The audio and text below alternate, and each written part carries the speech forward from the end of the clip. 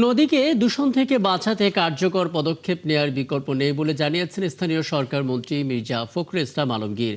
সকালে জনস্বাস্থ্য প্রকৌশল অধিদপ্তরে বিশ্ব পানি দিবসের আলোচনা সভায় একথা বলেন তিনি। আমাদেরকে আনতে হবে, এই চেঞ্জ আমাদেরকে আনতে হবে।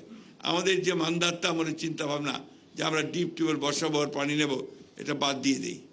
লেট আস ট্রাই যে আমরা কিভাবে বৃষ্টির পানিকে সংরক্ষণ করব, সেটাকে আমরা কিভাবে আমাদের শহরের লোকগুলোকে বাঁচিয়ে রাখবো।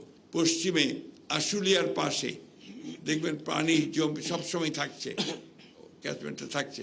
এখানে বৃষ্টির পানিকে ধরে রাখার জন্যে আমরা যদি সেই প্রজেক্টে যাই এবং সেখান থেকে পানি সরবরাহ করি, তাহলে আমরা কিন্তু অনেকটা লাভবান হব বলে আমি মনে করি। আমরা যদি চাই আমরা পারি। বাংলাদেশের মানুষ পারে না এমন কোনো কাজ নেই। I believe in that.